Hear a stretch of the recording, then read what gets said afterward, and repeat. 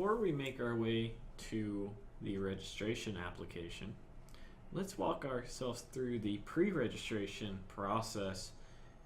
We're here logged into our pre-registration. You'll see create student profile. When you click here, this will create a new profile. Now, as this is a new region using this, there should be no pre-existing students in Arizona for the time being. You're going to read the disclaimer and then select I agree to the conditions as described above. Now we can go ahead and put my information in here.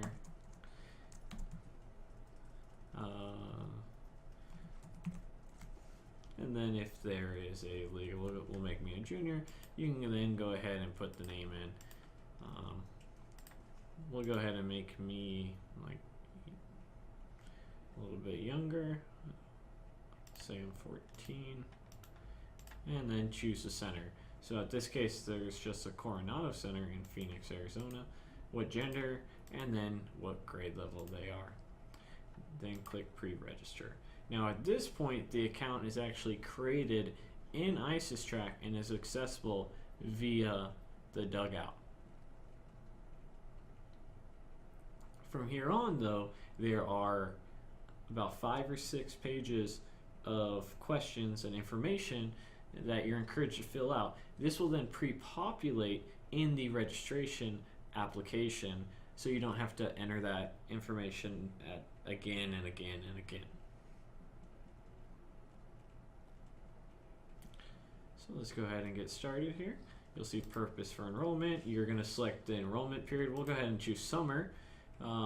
Has this student ever enrolled here? No.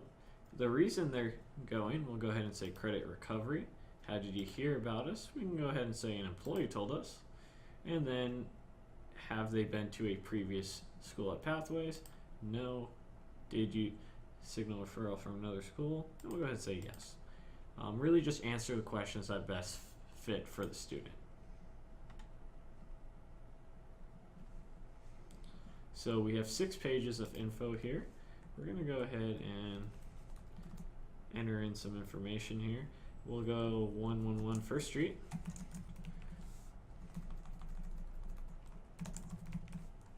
And this is in California. And this will say Arizona actually. 99999. And we'll set the mailing address to the same as above. We can do county of residence. Choose the correct county. What type of nighttime residence status, if they are in a foster group or at a campsite or whatever it may be. The primary contact number. Alternate, if they have it. Country of birth. You have state of birth. Most used language, we'll say Albanian. First spoken language, we'll say Albanian. And then first year enrolled in a school. This will pull up a calendar section. And we'll go ahead and just choose something. First year enrolled in Arizona school, we'll say it was today. Student has taken English, and then essentially check off what is needed here.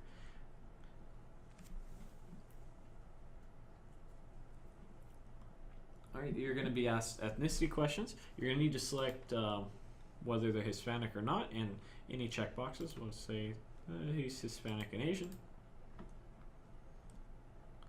It'll go on to choose the last district the school attended, and you'll just choose this information based off of what the student's transcripts say or anything else for that matter. So, answer the questions according to what is accurate about the student, if they need any special education, IEP. Who am I?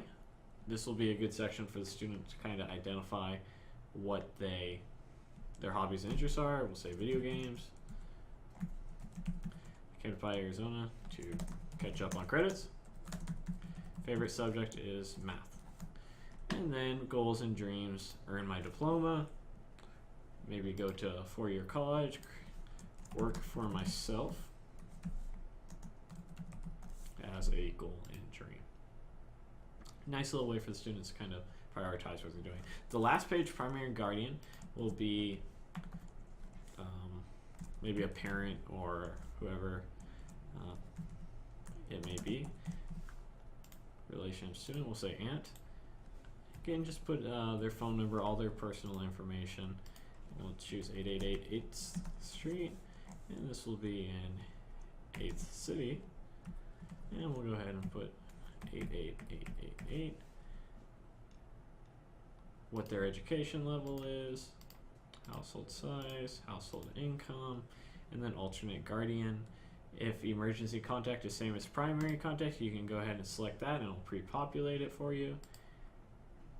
Go to next, and that is the extent. You just have to agree to the disclaimer here, and now pre-registration is complete. At this point, all the information that you just entered will then make its way to registration, and that will all be pre-filled out. With such a large release coming out for Pi Arizona, the best way to handle it is probably a video going over the application rather than the services and the authentication and all the technical details. So we're in the registration application here. We're going to go ahead and log in for our Pi Arizona account. The next screen is going to come to a security pin. This will need to be reset for every time you log in and log out of registration. This pin will allow you to switch between the parent, teacher, and student account once you're in the master agreement. After you save your pin here, it's going to have you verify it. On the registration search page here, you have the option of selecting an entire site, selecting a student ID, searching by first name or searching by a last name. In this example, we're just going to search for Coronado. The information will be loaded, and there are a couple of columns: site name, student ID, student first name, student last name, student date of birth, parent name, and the status. There are 4 statuses. Continue is a master agreement that has been started but still needs to be finished. There are old master agreements, such as the title or the semester, regular 2015-2016, with the option to view it or edit it. And you also have the option to create a new master agreement, as we are about to do right now.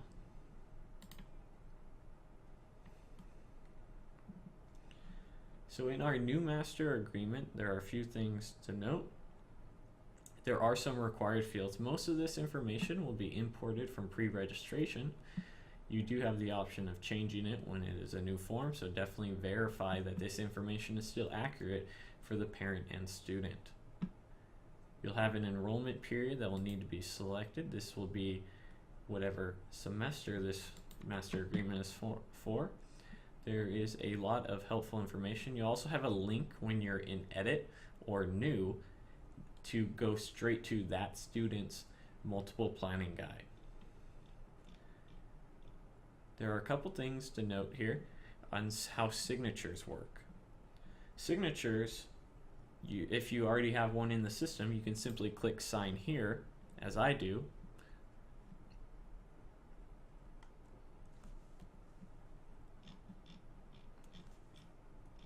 You'll notice my signature is there along with today's date. If we needed to re-sign, or if we never had a signature at all, it would display like this. We're currently logged in as a teacher, which is why we're able to edit this. So we can go ahead and just put teacher, and you'll sign this using a mouse. And then you could, if that was too sloppy, you can clear the signature or cancel out as well. But if that's what we were looking for, we can go ahead and save the signature. The other thing to note is you have the ability to switch between forms. So if one of the forms is missing something, you'll notice it denoted by a S or a P here. That means student signature is missing, parent signature is missing. You can just go ahead and click any form and it'll take you to it. You also have the ability to click next to go to the next form. Okay, you'll notice that now we're in the student information window. Let's go ahead and try and sign in as a student. So we cannot do that. That's where this admin tool comes into effect. You can just go ahead and click admin. Now the security pin that we set, we're going to need to re-enter here, and then switch to what type of account we're going to. In this case, we're going to switch to a student.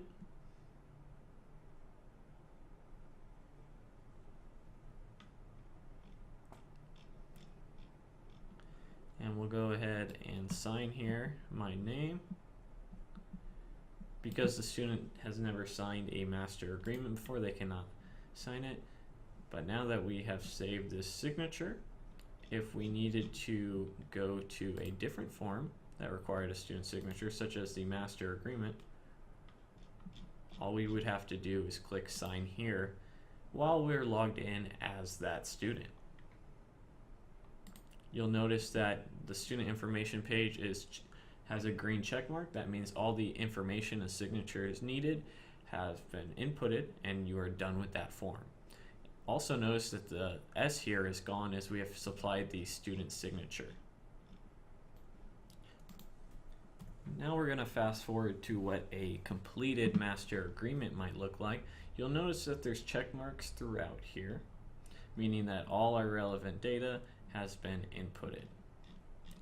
Now when we want to actually finalize the master agreement, meaning we are done and we are ready to enroll the student, we then open up the admin tab and this finalize registration button will be here. If it's not there, it will say complete all forms, and then you would finalize the registration.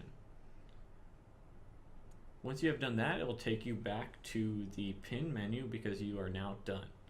You'll then return to ISISTRAC as we're about to do. Now that we've completed the master agreement, we're going to go ahead and find that student by their ID.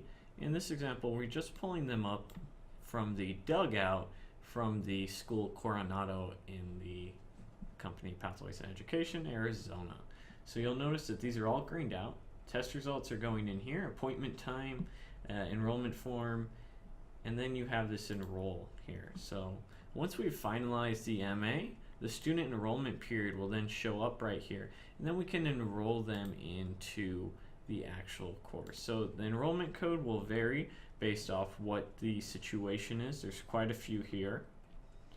We're going to say First Arizona enrollment. The teacher, we're just going to set to this. So you're going to set their primary teacher.